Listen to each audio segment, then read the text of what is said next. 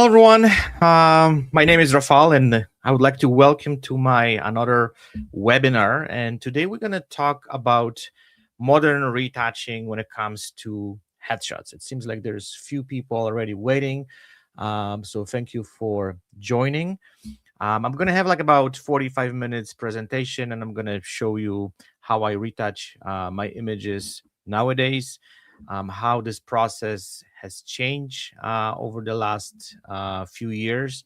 It's quite incredible what we can do nowadays and how fast we can retouch images, how precise we can retouch is completely something that completely changed the game and in our industry. So we're going to talk about some of those stuff.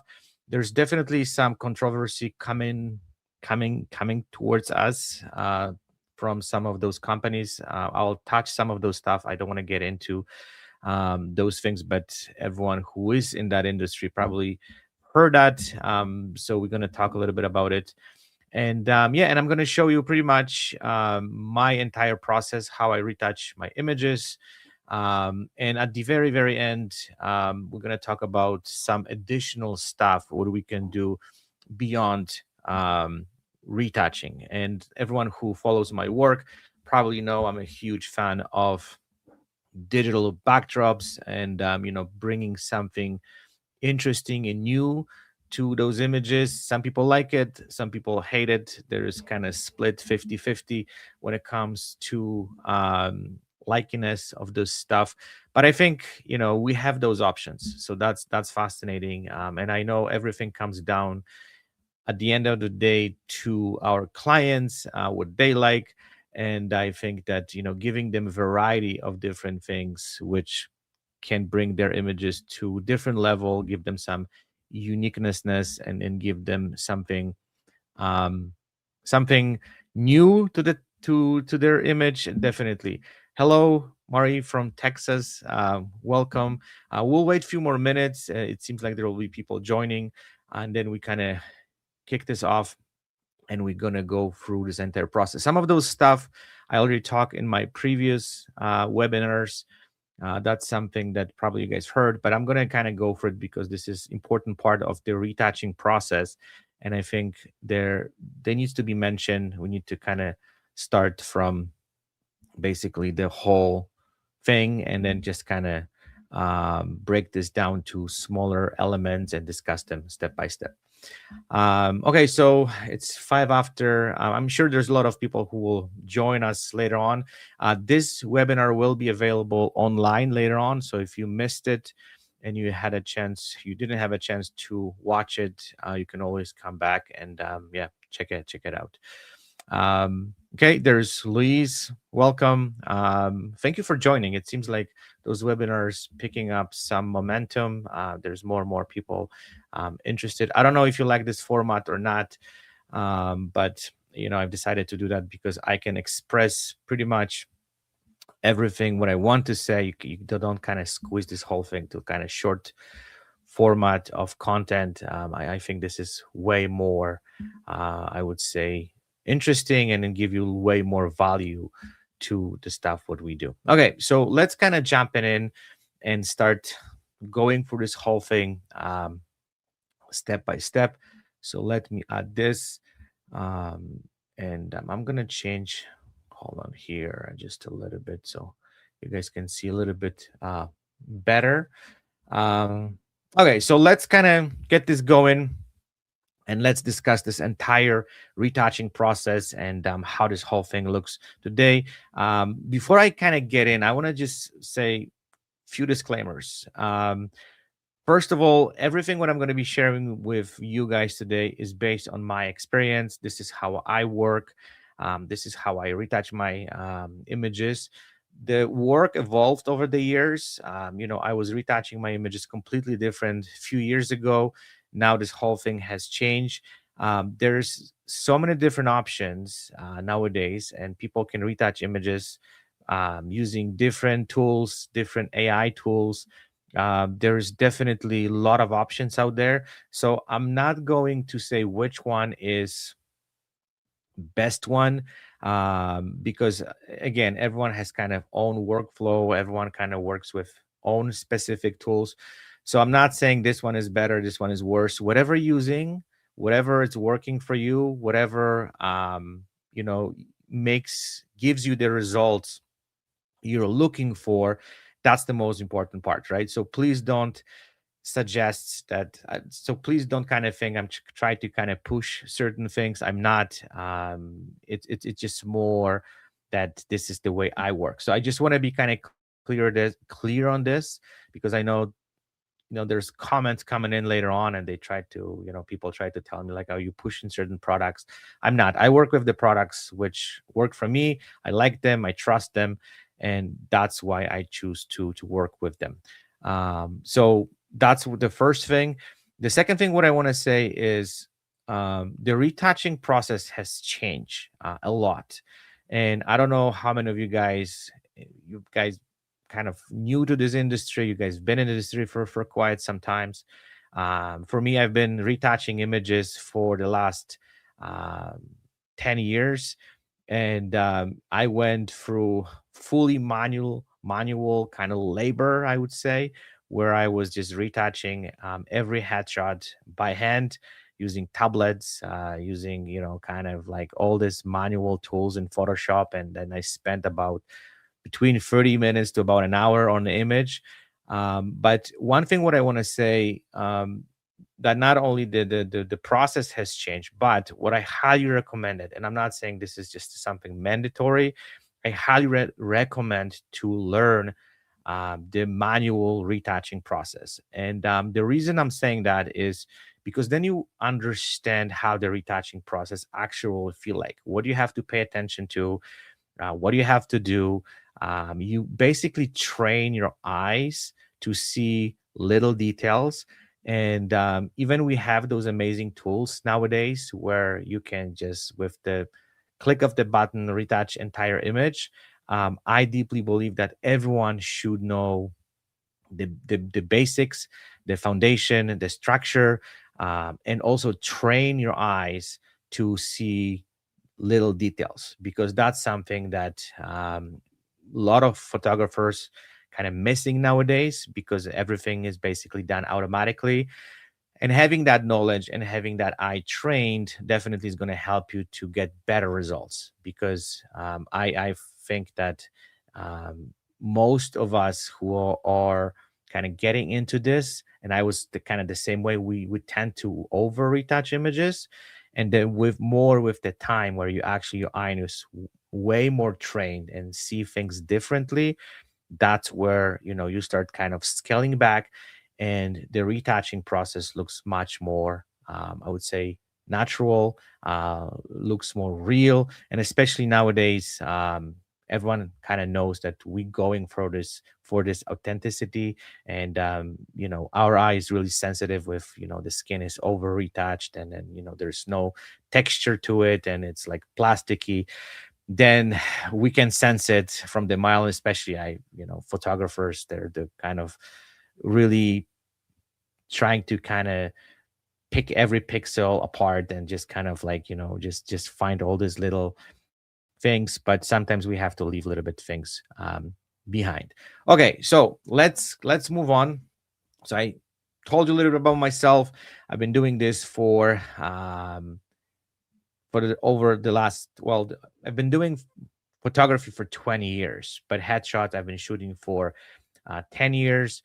Um, Trying to kind of add a little bit into it. I'm not going only after those like a typical headshot. I'm trying to make them a little bit more creative. I started basically with doing some interesting backdrops, different sets.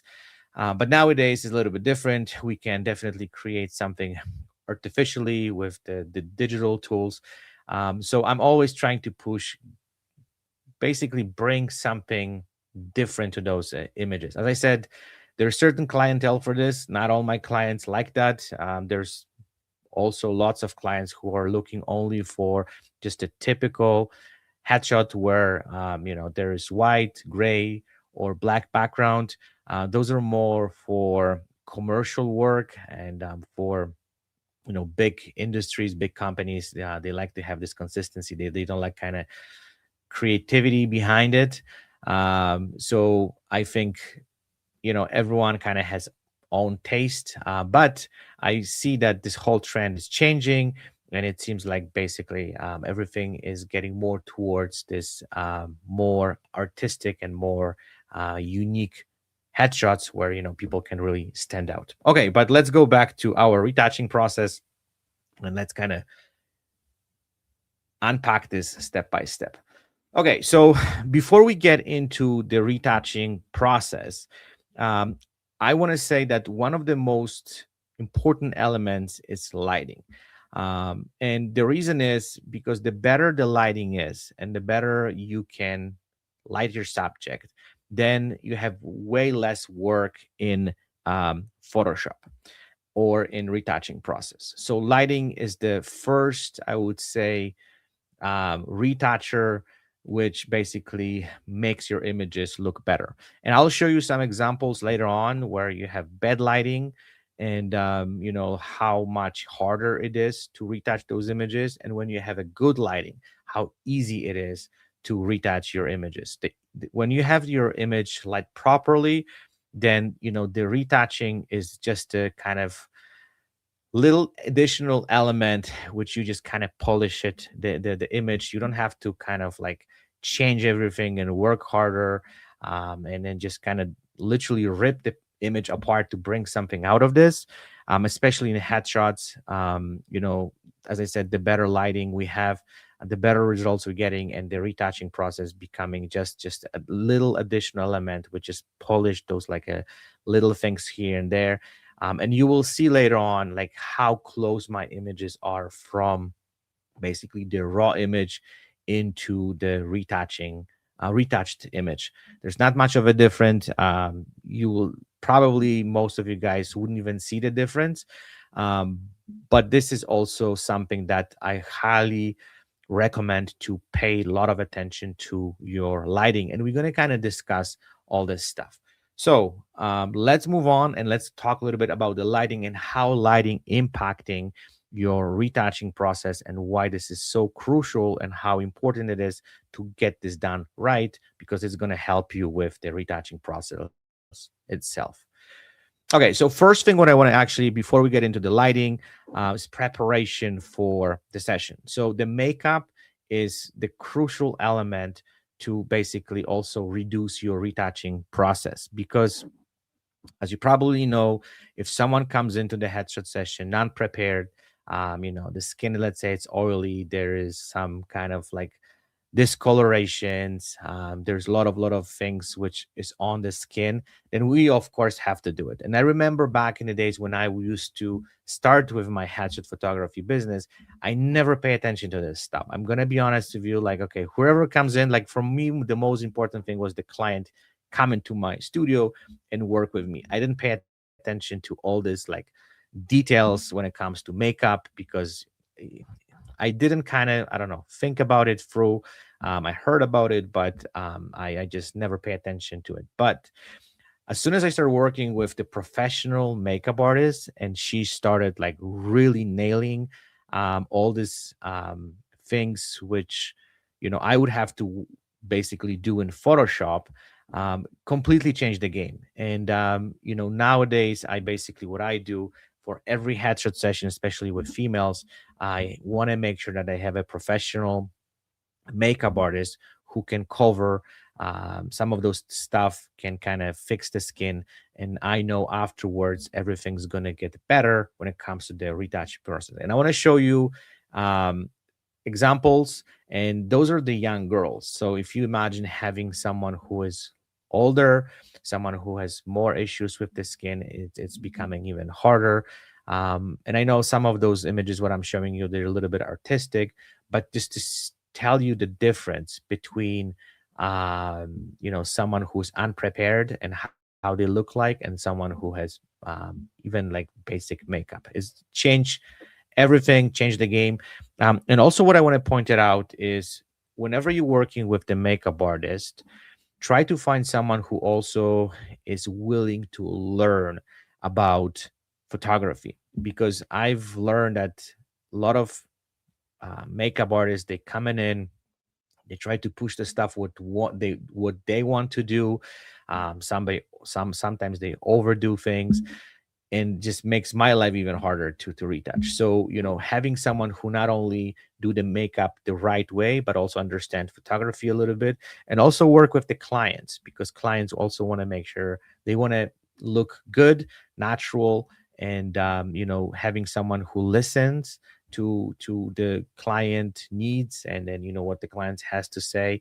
And also working with photographer, knowing what he's going after, and kind of that person can keep that balance, is the perfect person. So try to find someone who does good job, good work, and you will see it's gonna save you tons of time to the retouching process. Because if the makeup is done properly, it's definitely is going to help you to reduce the time, and don't spend time on things which you shouldn't do. Just the makeup artist did their job, and they kind of like know exactly what to do. So that's something which is extremely important. And the main reason, as I said, I'm bringing this up, is the fact that this element of headshot photography can really reduce the time you're going to spend on retouching your images. So make sure you have makeup artists, work with as many as you want till you find someone who does the good work. And it's going to be like a miracle for you, saving your time, and also for retouching those images. Okay, so let's go back to the lighting itself. So typically, and again, I'm going to just go roughly, briefly through this. Probably everyone who heard this before already know this stuff. So I'm using typically 3 lights, sometimes 4, but that's my typical setup. Main light, I like Rembrandt lighting because it gives me a little bit of dimension. Then on the opposite side, 45 degrees, I do have kicker light, which gives you this really nice contrast. And sometimes I also use accent light on the other side. And the reason is I'm trying to separate my subject from the background as much as possible, because that's going to help me implement those digital backdrops. And we're going to talk about it a little bit later.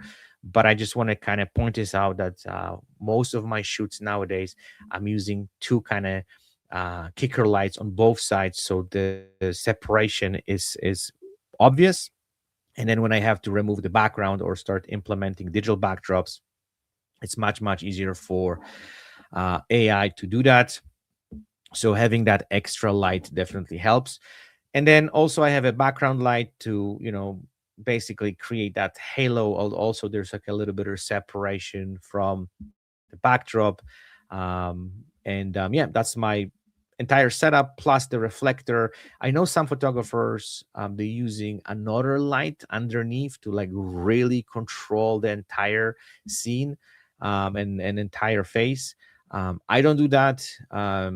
And the reason is, like, I know the results are a little bit better, but then I would have to have 5 lights, and this whole thing becoming a little bit more complex and complicated. And especially for commercial work or for corporate headshots, like you want to kind of be able to set this whole thing up quickly, put this down very quickly too, because there's no time, and people come and go, and there's no time for play. So this setup, what I'm showing you right now, is my go-to setup, which I'm using 99% for my headshots. And couple more things which I would like to add. Again, I'm repeating myself. You guys probably have heard that. One of the main things what is extremely important, and I've been saying this for years now, and I know a lot of photographers take that to their heart. Some of them they don't. But I can tell you from my personal experience, this is one of the crucial elements. The bigger the main light is, the bigger the softbox you have, you're going to get way better results, because light becoming much softer wraps the face much better. And I remember when I started my headshot photography journey, I started with really small softbox for the main light, and I was not getting the results. I'm telling you, was horrible. The light was harsh. Then I have to like retouch those images. Like it was just horrible. And I was struggling with this for many, many months till I reached out to some fellow hatchet photographer who'd been in this industry for much longer. And I say, hey, can you tell me like why I'm not getting those results? What is the main problem with not getting, because it's something off, something which doesn't work, something which doesn't give me the results, and I just see there's massive difference. And to be honest with you, I couldn't figure out what it is. I'm just like, okay, softbox is a softbox, like what's seems to be a problem. But it was. And the first thing what he told me was like, you know what, get way better main light. Like, and this one what I'm using right now is 120 centimeters in diameter, so it's fairly big. And yeah, it's completely changed the game. As soon as I start shooting with those bigger soft boxes for the main light, the skin colors got better. The results were way better. And I never looked back. And nowadays, I am telling all the photographers to focus on that. And if you're going to get that right, so don't cheap on small softbox, get bigger, because you will going to get some really nice results. And then the retouching process afterwards going to be much, much easier. One other additional element I want to say, I'm using nowadays constant lighting for a couple reasons. One is, you see what you're getting right on the spot. It's way better experience for the clients. I know that has nothing to do with the retouching process, but the lighting is definitely something that um, the constant lighting definitely adds a little bit more to the actual experience. And basically your clients and you're going to have way better experiencing working with on the shoot. Okay, so let's move on and let's talk a little bit more about the lighting. So I use two type of lightings. One is the flat lighting. I know a lot of photographers like that. It's really popular in headshots. So flat lighting is lighting where you pretty much killing all the shadows. Most of photographers, headset photographers, like that because it's much easier to get achieve better results. It's much more cleaner, I would say. I don't really like this lighting, and I'm not saying I don't use it. I do sometimes, but I've found I like to having dimension in my images where the face has this kind of like a little bit 3D effect. Flat lighting kills that, right? So that's something which I'm not a big fan of it. But if you're shooting people for which are older, I don't know, the tons of wrinkles, and you want to kill all of it, then this lighting definitely helps that, and that also helps with the retouching process, right? So that's we kind of going through that direction when it comes to the retouching. At the end of the day, you have way less work. So bonus, because we don't want to spend too much time retouching our images. So this is, I think that everyone kind of have own style, right? And I'm not saying flat lighting it's the wrong way to go. I know majority of photographers use that, and I use that too sometimes if the client shows me images which, for example, they say, hey, this is what I like, and I can see it's a flat lighting, and they show me 5 different images and they all have this flat lighting, then I'm going to use it, right? There's no question about it.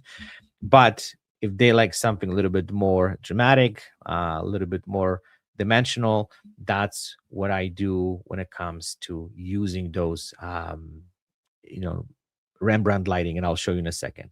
So that definitely helps with the retouching process. Flat lighting, if someone has bad skin, and then you don't want to have any shadows, you don't want to deal with that part, that's the lighting you want to definitely go for. Okay, but my favorite one is Rembrandt lighting. So you've seen on the previous image, so is basically 45 degrees towards my subject. There's kicker light on the background and the reflector, and then you're getting this really nice interesting dimension to the image. I'm gonna show you some images a little bit later, but that's my favorite lighting. And I like to work with shadows, especially with I nowadays when we have those AI tools for the retouching process. It's not big of a deal, but you still have to figure it out.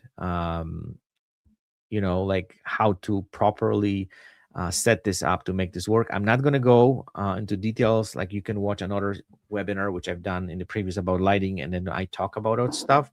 Um, the one thing what I want to point it out, and that's going to be related to the retouching.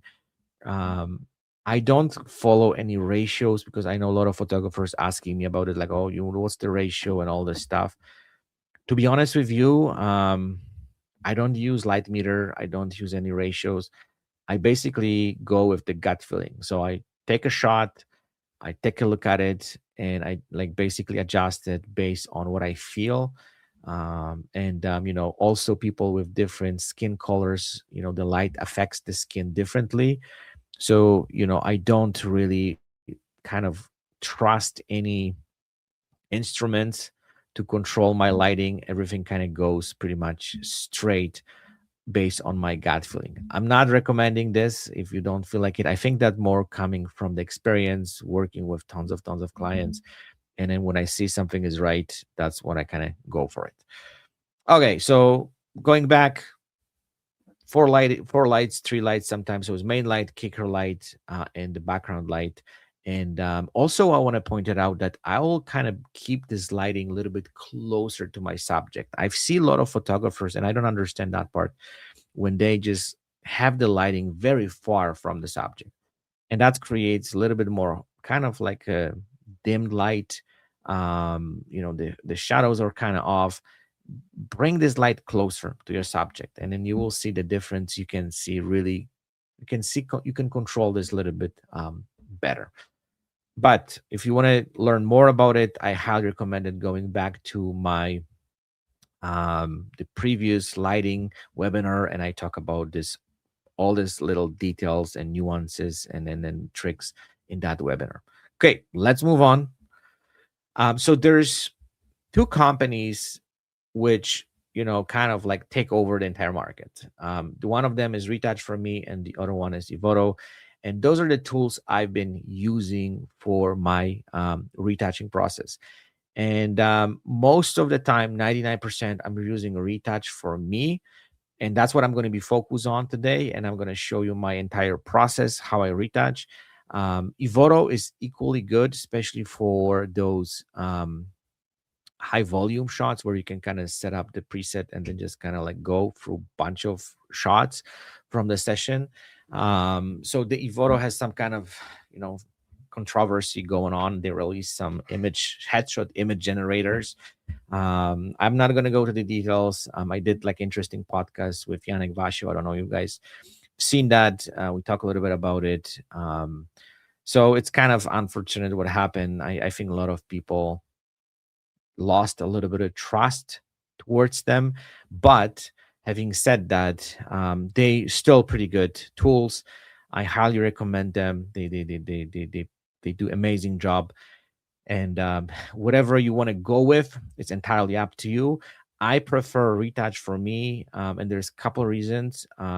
Retouch for me, I found it a little bit more simpler than Evoto. Evoto is very complex. You can go to all these little details, and you can just like really start retouching your images to the high level, just kind of going for all these different slides, and then just retouching this very complex way. Retouch for me is a little bit simpler. Still has all this amazing tools. You don't need all of them, and they have two kind of ways to dealing with all this stuff, right?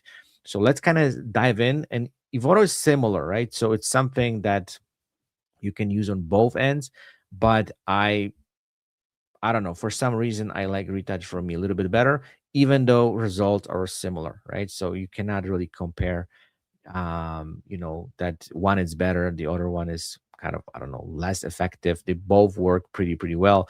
It's just personal preference, what works better for you.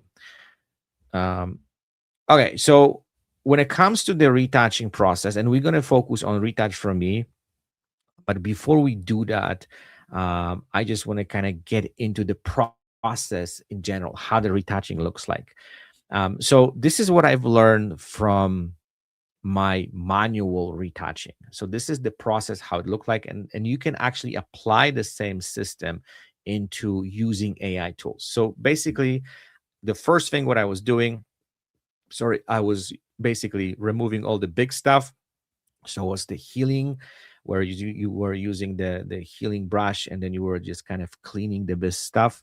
The next step was dodge and burn. So you were working with shadows, you were working with all this, like, deficiencies when it comes to the skin. um, and again, I could spend hours doing dodge and burn. Nowadays we don't have to, but that was just the next step. The next one was eye brilliance, which was just working on your subject eyes, bring a little bit more brightness, bringing a little bit more spark into your subject eyes. And that was like kind of the next step. The next one was the color adjustment, which in this case is skin tone. And again, that was just playing with all sorts of different colors. That was the most difficult part I found when it comes to the retouching process, dealing with colors and skin tones and all this stuff. Going back to my lighting thing, I want to say I also don't use any gray card. I don't do any of this stuff. Basically, what I do, just to kind of give you the idea how I approach this part of photo shoot, is I'm setting up my LED lights to 5000 Kelvin and setting up my camera manually white balance to 5000 Kelvin. So there's literally no problem. And, even if sometimes we get a little bit, um, the results, they're a little bit off, they vary slice, they're not big of a deal. Plus you can, kind of fix that in the retouching process. I don't highly recommend that, but nowadays we have all these amazing tools we do that. But going back to the retouching process, yeah, the skin tonality was the next step in the entire process. And then the last one, and the retouch for me called it, and I don't know why they called that way, it's called portrait volumes, which basically brings back a little bit of contrast. Because if you do all this like dodge and burn and then skin tonality and all this stuff, sometimes image gets a little bit more flat, and you need bring this kind of like dimension back to the image. So you just work on the contrast, but retouch for me called this portrait volumes. So this is basically what you need for your entire process of the retouching. And each actually of those um, tasks you can basically have as a one tool. And the retouch for me has those tools which you can like literally implement into your Photoshop. Or they also create, and I'm going to show you in a second, a platform where you can upload your image and you can do this literally online on the cloud, right? So those are two options. I prefer do this in Photoshop because if there is some additional issues, I can kind of work on it inside of Photoshop. But then again, you have to just have subscription for the Photoshop. I know some people try to kind of escape this, and we can do that, right? Like, we can definitely do all this stuff without Photoshop nowadays, which is also kind of um, interesting. And I would never expect something like this even will be available back in the days, because we used to do all of it in the Photoshop. That's maybe I still do that in Photoshop. I don't know. Maybe those are like kind of old habits, something that I used to do for so many years, and it's really difficult for me to kind of get out of it.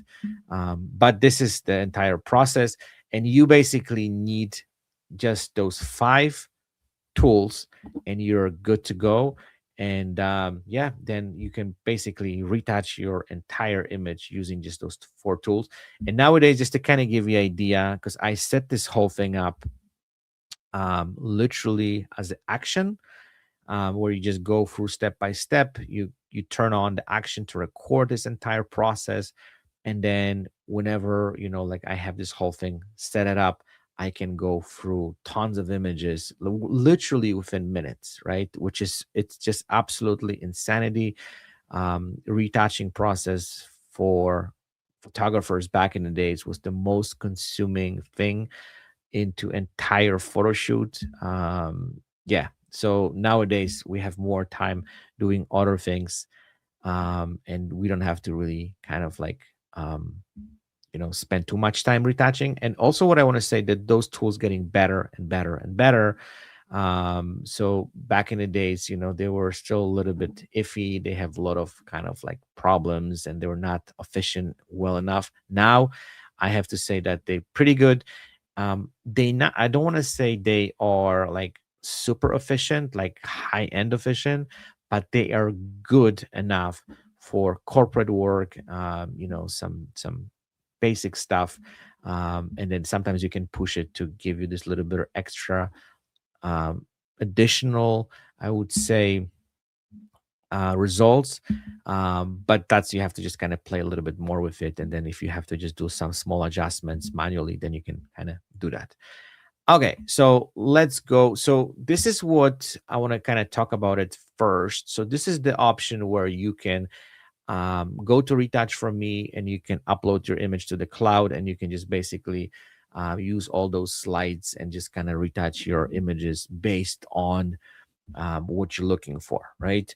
So have all these tools kind of implemented into the system, and you can just basically move those slides back and forth to get the results you're looking for. Then you can record it, and you can just kind of use as some kind of action thing for following images.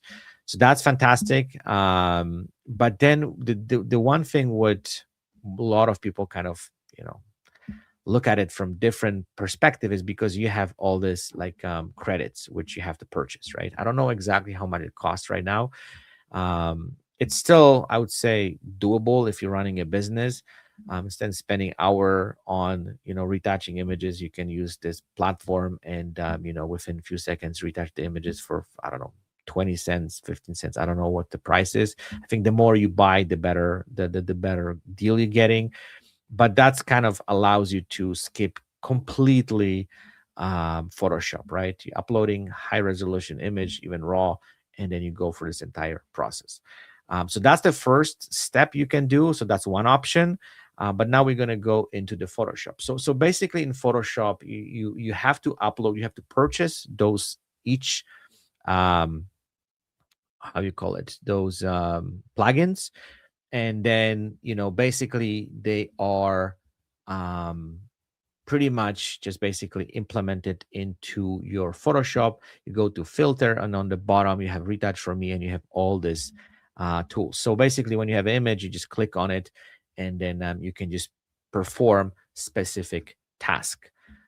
So first one is the heal. So basically what you do, so when you click on it, you will get this kind of little panel, and then you can just basically push it, like when you have in this Apex system, you can just slide it. Here you have another slider which you can push it sensitivity, and as soon as you are happy with the results, then you basically click OK. And also on the bottom, I want to point this out. You have like the headshot.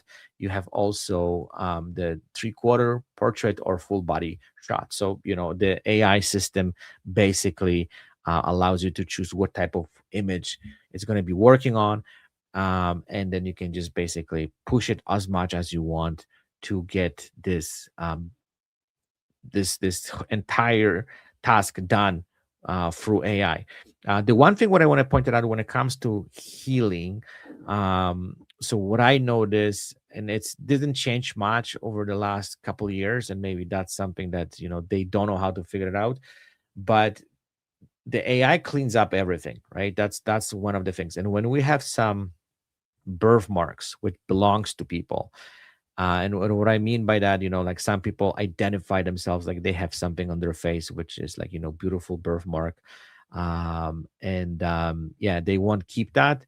I have to tell you that this system basically cleans everything up, right? So you got to pay attention to those things, because I had a lot of clients who like maybe not complain, but they said, hey, you know what, I have this something on my face which I like, it's part of me, it's part of who I am, and can you bring this back, right? So if you work on layers, it's definitely much easier process to bring this back.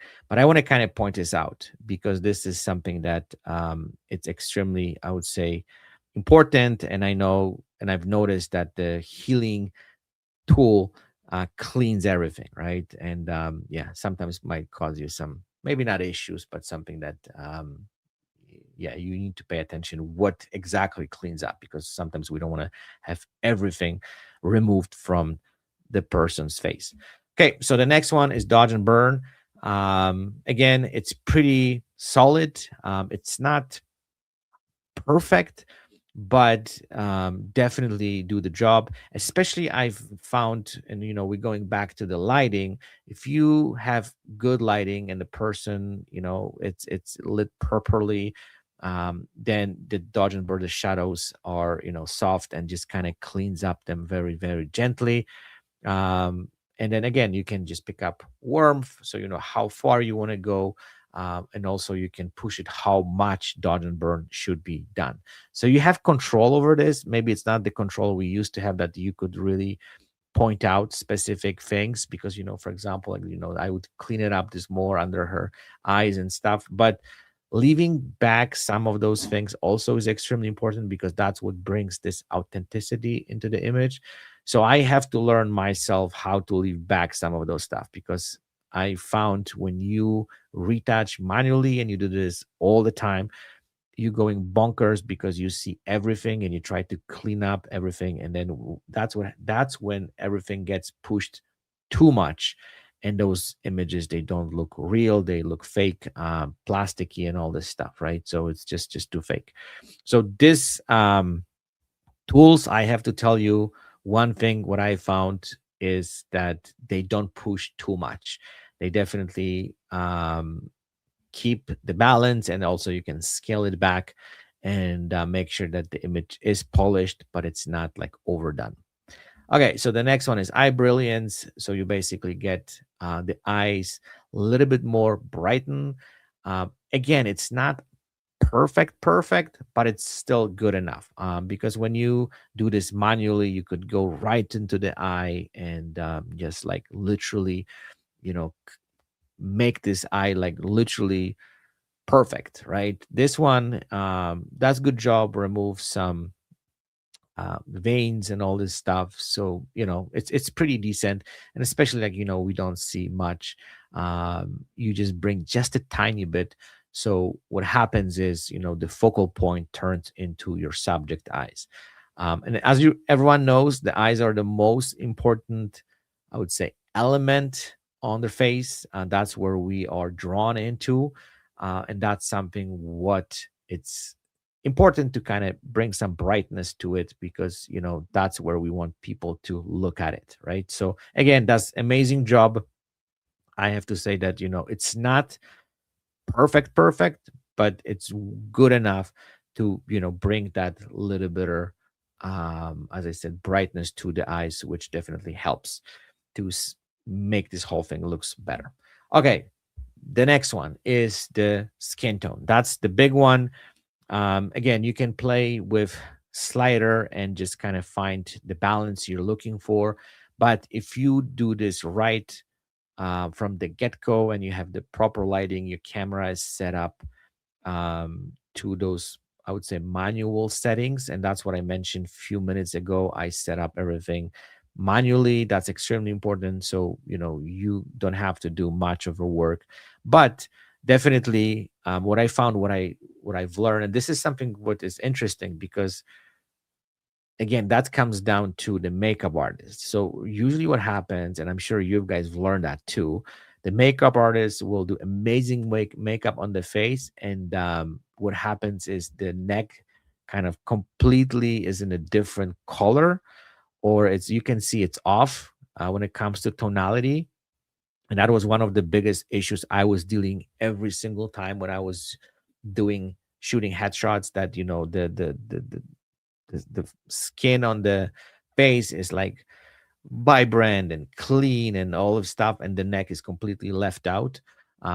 So one, you can fix that using those AI tools, but what I would highly recommend it is make sure when you work with your makeup artist to basically, whenever they put the foundation, tell them, look, you know what, the putting foundation and creating the specific skin tonality for the subject is not just the face, it's the neck area too. Whatever is visible, whatever skin, we see, make sure it's all in one kind of color.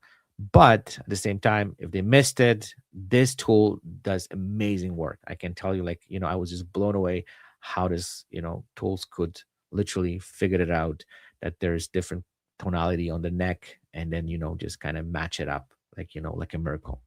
Okay. The next one is the portrait volume. So you can probably see, it's again, very, very tiny thing, is basically adding a little bit of contrast. So bringing some of those things which we flatten and give it a little bit back, so the image looks a little bit more dimensional.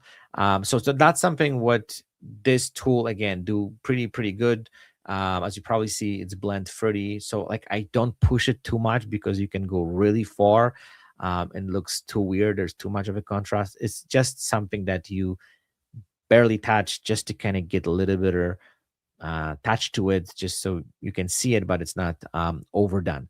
So this is pretty much the entire process. One thing what I want to also say, which is extremely important, and this is what I've learned doing retouching manually, whatever you do, scale it back always. Because what happens is, if we work on high resolution image and then we push all these, sliders, and then we try to like make it really good, not to mention, most of us working on high resolution screens, so you see literally every detail. And then when the client literally shrink the image and basically reduce the size of it, reduce the resolution to it, everything gets even, kind of like more visible, right? So if you feel this is okay, this is good enough, or this is like retouched properly, when they reduce the size and they're gonna kind of make this image smaller, all those things what we've done gonna get extremely more visible. So just make sure whatever you do, scale it back. So if you, let's say, I don't know, done some process, and then I don't know, you scale it to I don't know, 50%, and you think this is good, this is kind of good enough, scale it less, because that's what's going to kind of like bring this whole things what we've done to the image. It's going to be more visible, it's going to be more obvious. So keep that in mind, that because we're working on high resolution images, they're not going to stay the same way. They're going to look different when we reduce the resolution of the shot. So okay, so now I would like to kind of hear what you guys going to say. Is, so this is raw image on the left hand side and the retouched image on the right hand side. Oh, sorry. So raw image is on the left hand side, so before and after. So you probably see there's not much of a difference, and even if we would kind of like scale up. So I have to say, on that particular session, we had really good makeup artist. She did amazing work. So if you see, the retouch image is not day and night, right? So that's something that it also tells me that the lighting was done properly, the makeup was done properly, and then your retouching is just a gentle touch to bring the flavor out of the image. So that's something. Okay, hold on, back. Yeah, so this is pretty much the entire lighting process. So you see here the how the setup look like. Then you can see I did like a little close up, and that's here, it's a raw image, and that's the final shot. So the reason I want to show this, because a lot of people sometimes like accusing me, well, hey, you know what, those images, they don't, this is not real, but this is how this whole process look like. And again, she's young, she's got the healthy skin, so I don't want to say that that doesn't also kind of impact the shot. But in my opinion, the retouching shouldn't kind of completely change the image, especially for corporate and commercial headshot session. Those things should be very subtle. They shouldn't be kind of like crazy. But again, and I know I'm repeating myself, and you guys probably sick of listening to this, everything comes down to the proper lighting. That's the kind of the main element, which is the preparation for the retouching, and the better job you will do when it comes to the lighting, the less work you will have doing the retouching process. And especially nowadays with all these AI tools, it's a pleasure, I would say, retouch your images rather than spending hours and hours and hours digging into this. But also that comes from the experience, I have to say. The more you shoot, the more you see those things, the more you pay attention to those little details to fix them. Definitely gonna add to it. But one of the biggest, I would say, problems with photographers dealing with, and they have to deal with afterwards, is the bad lighting, which affects their shot. And then they have to, not all they don't have to like retouch the image, they have to fix it. And that's where the problems kind of kicks in. And I can tell you that you can have the best AI tools, you can have the best, I don't know, like, skills. Everything comes down to making sure that the foundation, the raw image, is something that it's easy to work with, right? And the better shots you're going to get straight from the camera, the retouching process is going to be less problems. Okay, so some kind of pro tips when it comes to retouching with AI: shoot raw. Definitely, I highly recommend it to do that. That's the kind of starting point. I know some photographers don't like that, and I know raw images take a lot of space on your hard drive, and stuff like that. But shooting raw definitely gives you way more control. Starting with raw adjustment, this is also how I retouch my images. So I take my raw image and just kind of go through lighting adjustments, just kind of add a little bit of more brightness, adding a little bit. I don't add contrast, or I don't play with any white balance stuff most of the time. It's literally opening the shadows a little bit, adding a little bit, whites, or working whites and blacks, just to kind of create this little bit of balance, especially if someone has a dark hair and you want to just bring this, um, details out of the hair. Working in raw and opening up those blacks and shadows definitely kind of can give the image a little bit more better results. Then follow a set of order. So this is what I mentioned before. Make sure you do this in this right order, because if you start doing like dodge and burn, and then you start doing healing, or contrast, and then like like, you have to do this in the right order. And I know a lot of photographers don't do that. But this is something what I've learned when I was basically retouching my images manually. This is something that I've learned, and I apply this to retouching with my AI tools, and it works like a charm. So make sure you start with healing, dodge and burn, and then we going all the way. Then we going to eye brilliance, skin tone. It's literally at the very, very end. And that's what we also do when it comes to manual retouching. I remember back in the days, the totality and working on colors was when everything was done. We never start with, playing with colors and then working on dodge and burn and skin issues, right? That's never happened. And then lastly, we add a little bit of contrast just to bring this dimension back. um we talk about it, keep adjustments subtle, don't kind of push it, and we've discussed this. Why? That's kind of obvious. Um and the retouch batches individually. So what I mean by that, so like, I know sometimes we shooting in different locations, right? So for example, you have a photo shoot in some kind of commercial space or some offices. So what I do whenever I'm shooting headshots at the company, and there's, I don't know, 20, 30 employees, typically what I do, I take one of those shots and I do the action for this particular session.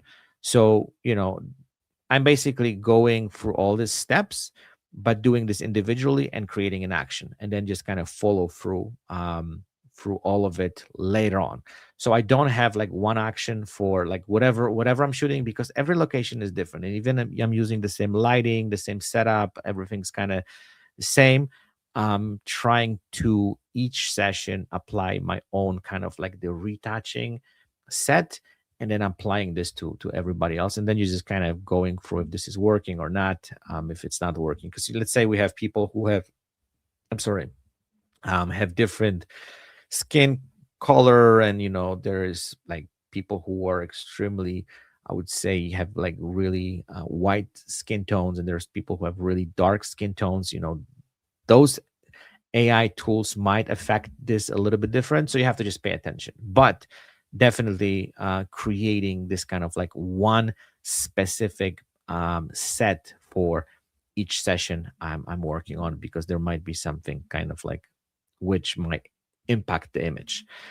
And then, the last thing is review before delivery. So this is exactly what I'm talking about, because sometimes when we go very quickly through this stuff, we might miss something. So before I basically send those images to my client, I typically go through them, just kind of like just make sure they're good, right? Because like, you know, I know we're going through a lot of images, and sometimes we would love to automate everything what we can, and to the point that those images even send out to the client without us being involved in the process. But because what do we do? We have to have some kind of quality control, and I think our eye is the best. Even those AI tools do amazing work, we still have to keep eye on it and make sure that each image coming out of hands is done perfectly. Okay, so now we're going to talk a little bit about how we can elevate those images. So the ones which you see to here before, this is pretty standard stuff. So this is more commercial work for corporate client. They typically want like this solid color backdrop, but I, as you probably noticed, I really like to push this a little bit more, and I'm creating those digital backdrops. We're not going to go into very, very um, deep details, and I'm kind of going to offer you some participation into more advanced class, where I go through this entire process step by step, and I'm not only teach you how to create them, but how to fix them, how to. It's this whole thing. It's a 3 hours class where you can just basically go through this whole thing step by step, and only also, and you can also make money out of this. And that is, I'm gonna just share that with you in a second. But I always offer those to my clients.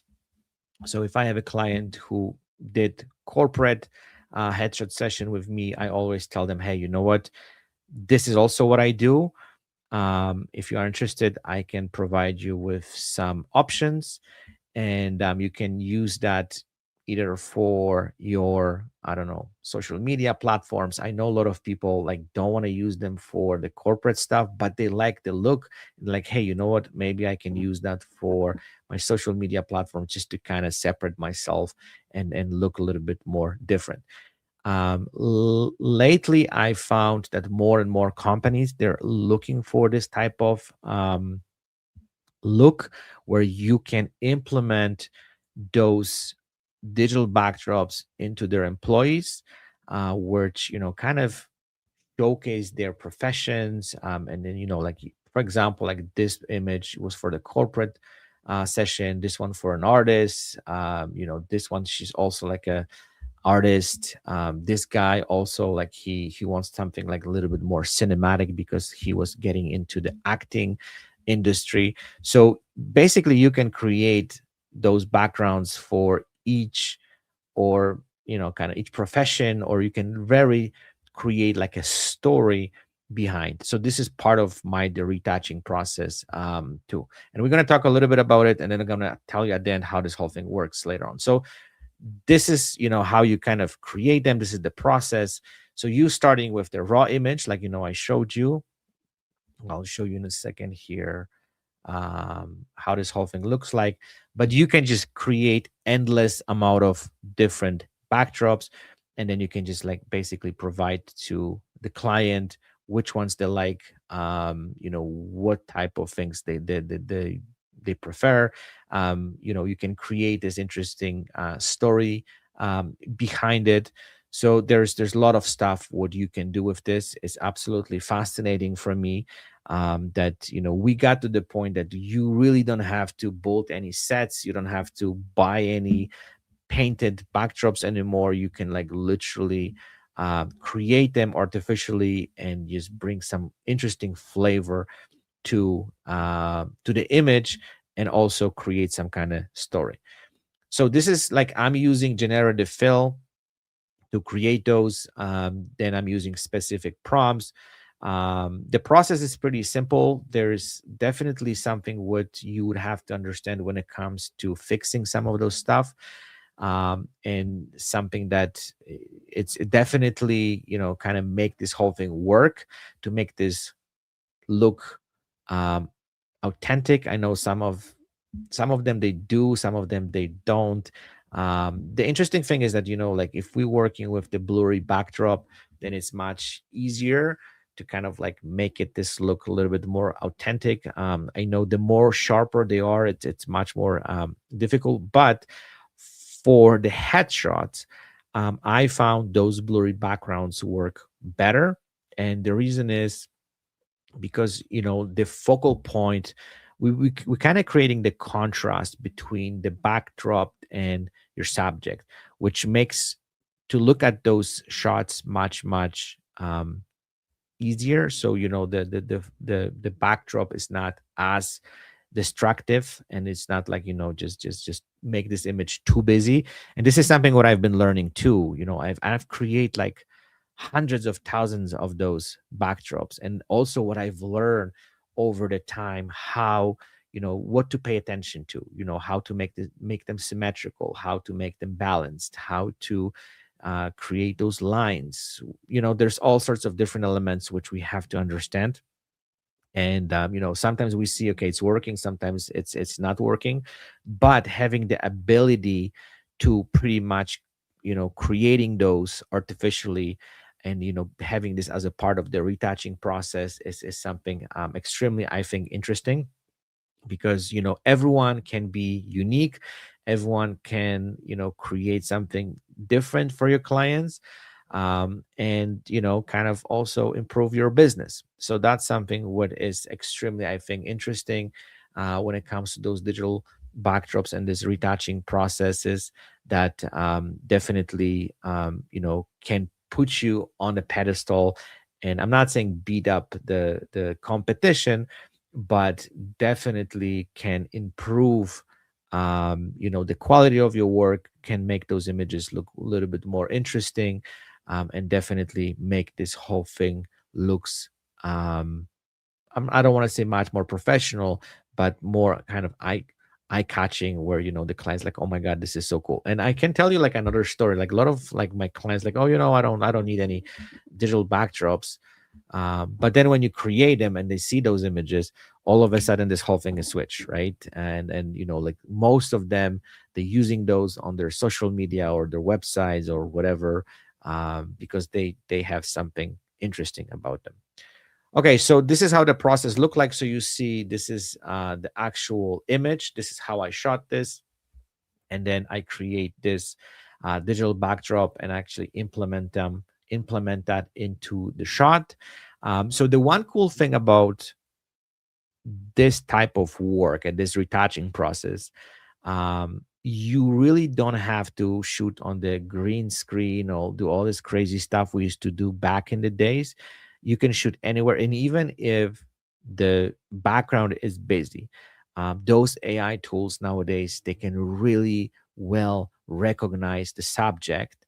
And if you have good lighting, so let's say you have two contrast lights on each side where you can see there's two highlights, it's much easier for the AI to pick up the contour of the subject, and basically just implement this backdrop.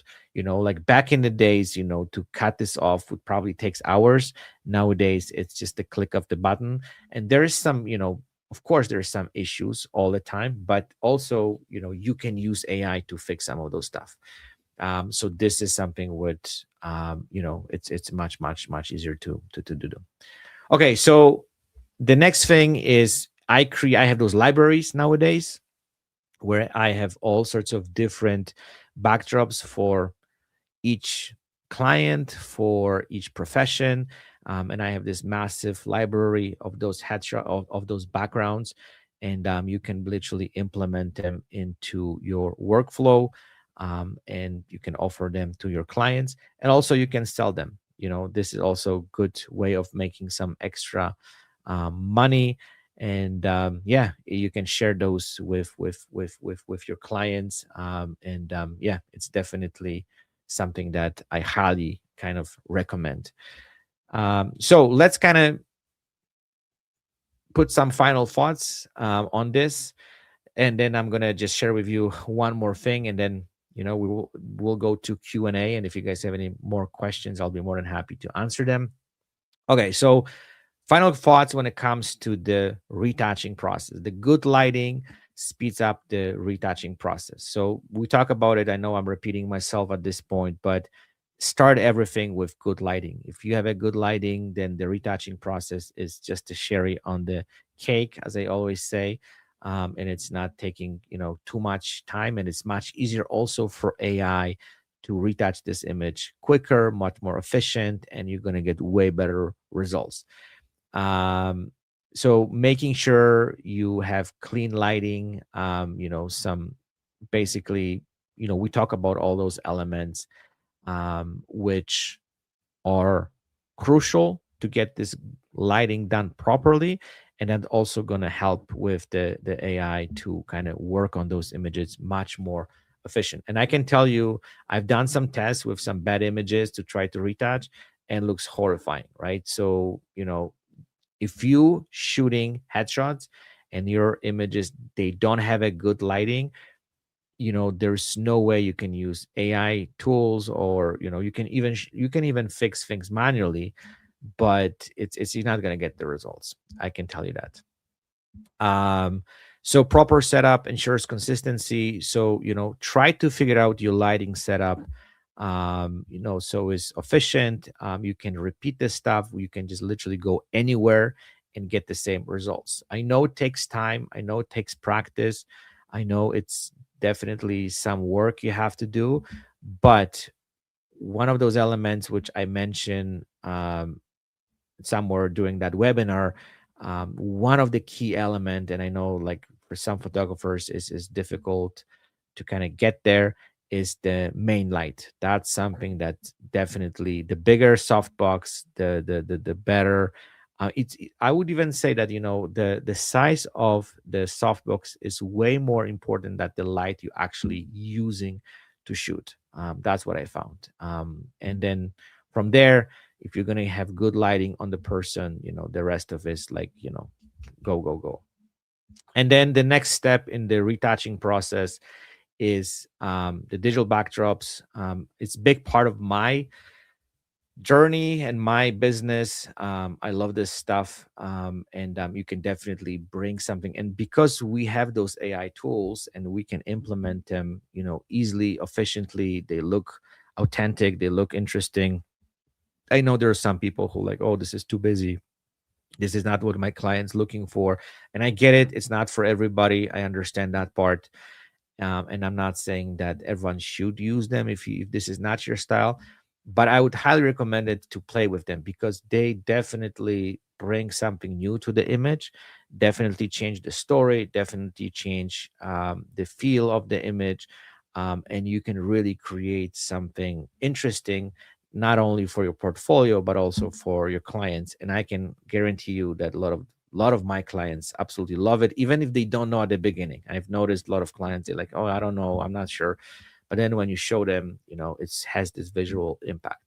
So again, we're going back to the lighting first, everything else is second. So we start with lighting, and then you can start using those AI tools to take those images to the next level. And as I mentioned, those tools are amazing nowadays. I can tell you, I don't have words, and I don't even know how different that is nowadays, that you don't really have to just sit hours in and out and just retouch those images. Even though, as I said at the very, very beginning, I highly recommend to learn the manual labor and learn to, retouch your images manually, because then it gives you the training for your eye, right? Like that's the most important part.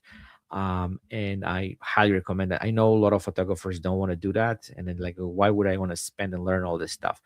But you have to learn the basics to understand the big process, right? So that's the way I look at it.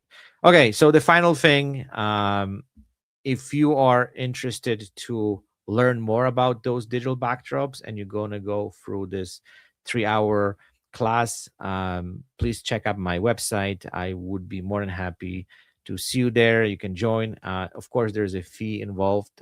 There's some discounts going on if you are interested. And yeah, I can show you the entire process, how to do that.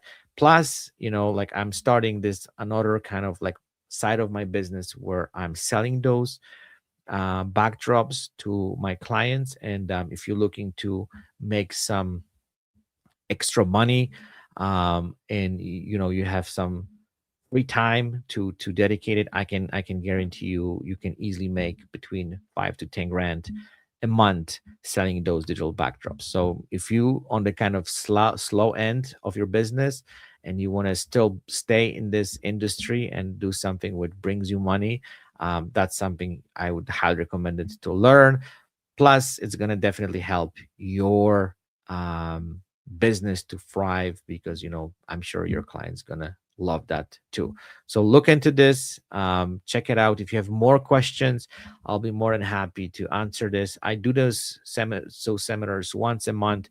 The next one is of February 8th. There's only 10 spots available, just so you know, so don't wait too long if you're planning to do that, because I also want to have a smaller group where I can just dedicate my time to each of these individuals to really show them and teach them, so when they leave that they know exactly what they know exactly what to do and how to move forward.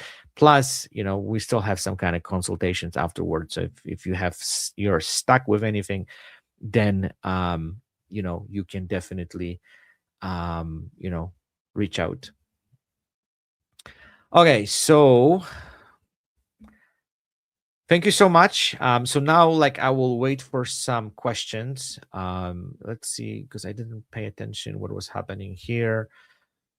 Um,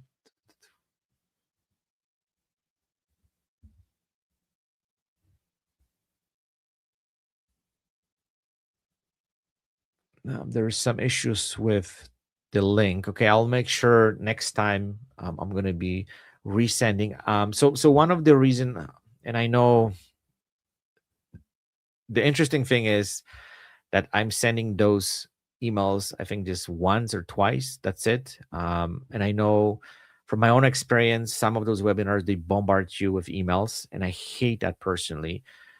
So maybe what I can do in the next time, I will send you like a reminder day before with the link with all this stuff.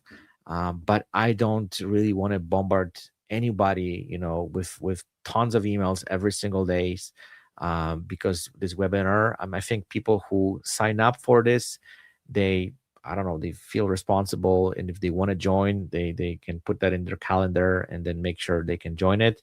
But I have to block some of those, I would say, people I kind of get involved with their webinars, because they just bombard you with like 10, 20 emails a day, and I hate this, right? So please, I'm trying to be respectful, and I'm not trying to be kind of like, I would say, douchebag, where it's gonna just got your email and then start bombarding you every single day because I have a webinar on Sunday. I'm not that kind of person. So I hope you guys understand, and this is nothing kind of personal, but I hate that personally. So I'm trying to be respectful to your emails, because we're getting tons of them nowadays, and then nobody, I would say, not we don't like it, but I think some people just overdo it, and it's just getting on my nerves.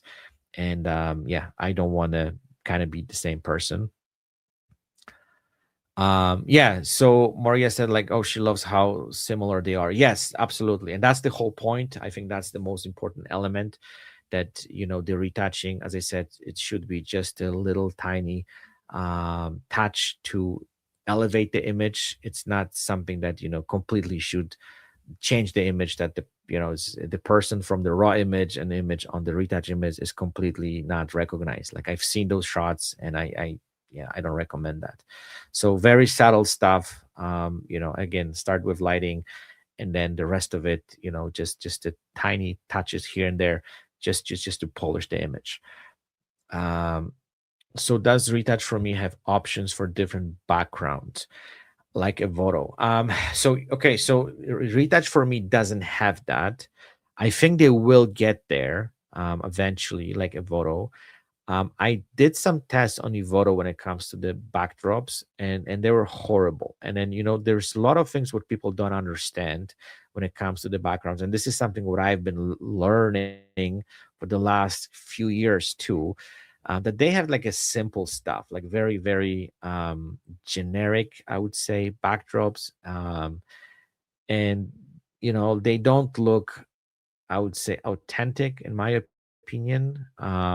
Plus, when you're doing them on your own, you're creating your own style. You can keep them. You can kind of like, you can even take those backgrounds which you create, put them in Evoto, and then you can just like literally using those. So that's another option. So that's why like I'm doing those additional seminars where I teach people how to actually do those backgrounds, how to create them, what to pay attention for, how to fix them, how to make them balanced, how to make them symmetrical, how to make them specific color tonality.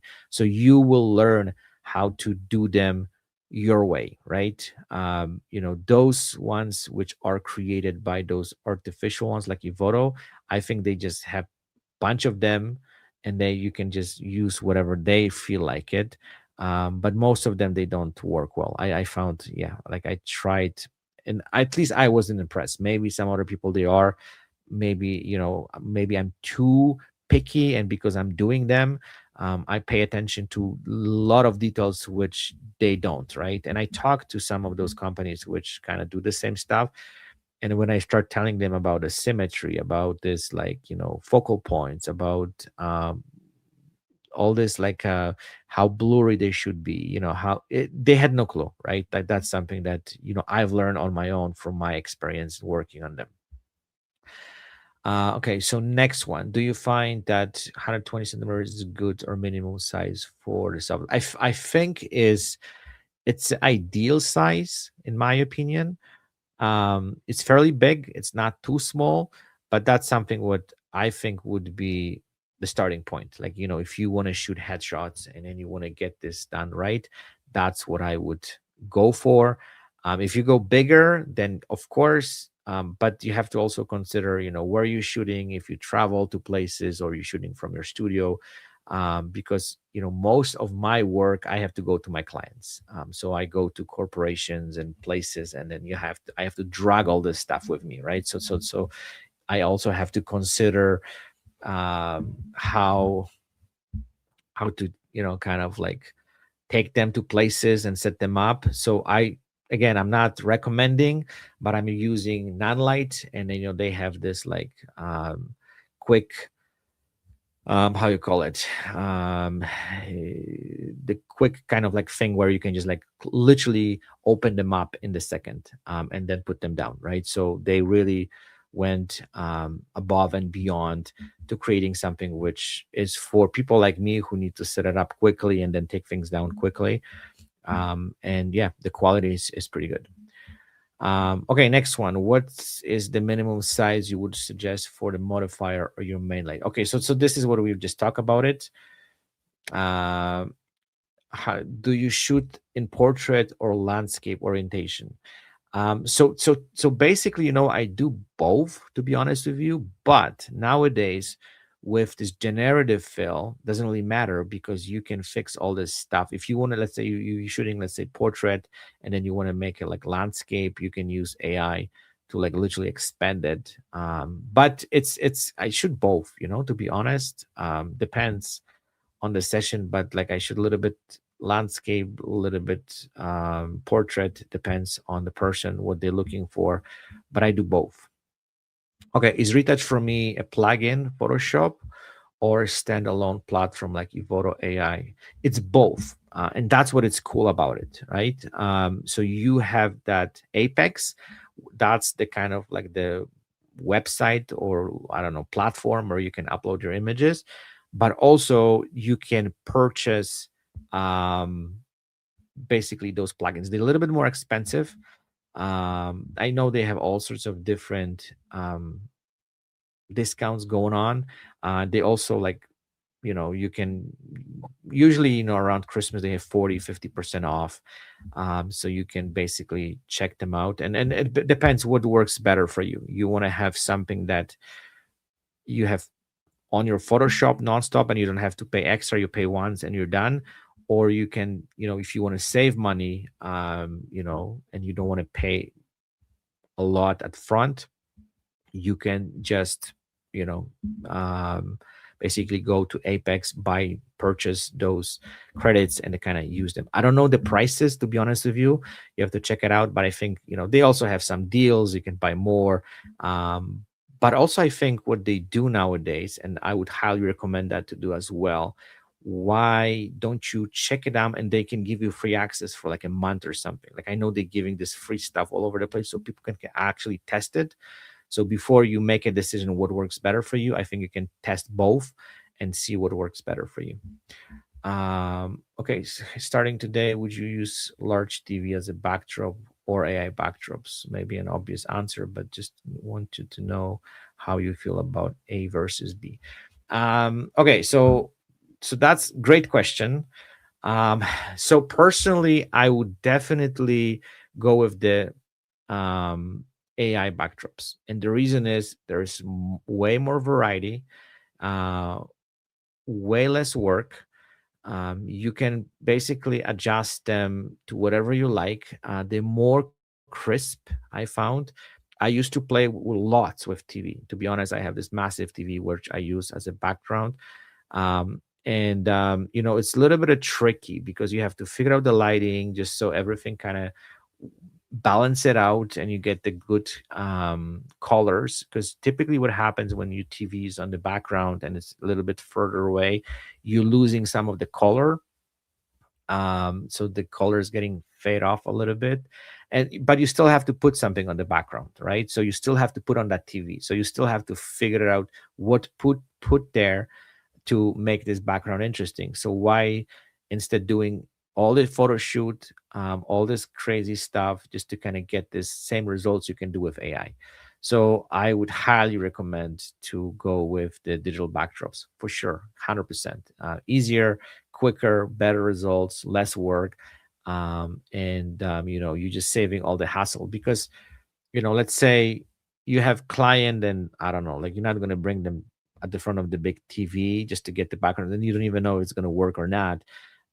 Why don't you do focus on the client, shoot whatever background you want, and then work on the backdrop later on, and then you can just go absolutely crazy. Okay, next question. I hope that's answer your question. Don't you get skin glare when you're working with don't you get skin glare when not working with makeup artists? How do you deal with what happened? Um so that's what I was saying. You have to find the makeup artists where they know what they're doing. um that's something that I would definitely highly recommend it to check different ones. um so if typically what I okay, when it comes to the makeup artists, like, I was always very straight up with them. So if, let's say, they do the makeup and the skin is glowing and it's not working, I just tell them right on the spot, fix it. And like, you see as a photographer what's happening, right? So it's better to fix this, I would say, before the session rather than try to fix that in Photoshop, right? So that's why also I mentioned during that process, make sure that you get the makeup artists who are open to learn and understand. And I train my makeup artists, like, I teach them about photography, I teach them about the lighting, I showing them example. So that's something that yeah, it's a process to finding the person who understands what you're doing and how to basically kill all those issues which you might face during the photo shoot. I hope that makes sense. Okay, do you fear the AI using your clients' faces and other people's stuff? Do you use a private AI model? Maybe.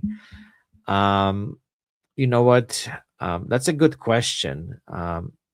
But okay, so this is something which, it's we could have a long discussion on this, but people put those images on internet anyways, so it doesn't really matter.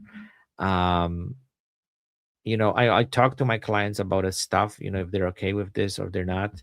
But 99 point, I don't have clients who just print those images and they don't use them online. Like we all use this stuff. And I think we're living in the world where, those AI systems, they can like literally scan internet, find headshots, and then do whatever the hell they want with them. Right. So can we fight with this?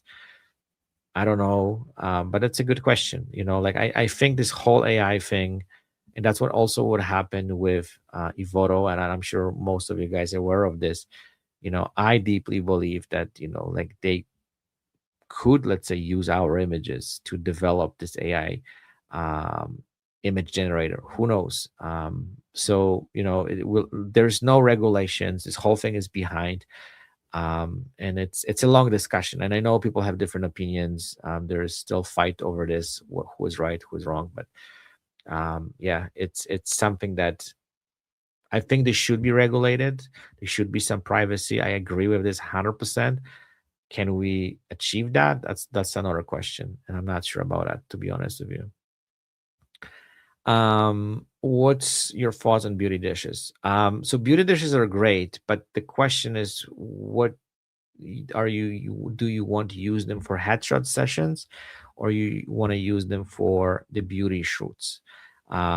Beauty dishes, they typically have a little bit more contrasty light, and they, I would say they're good for beauty sessions, but for headshots, not really. I wouldn't recommend them.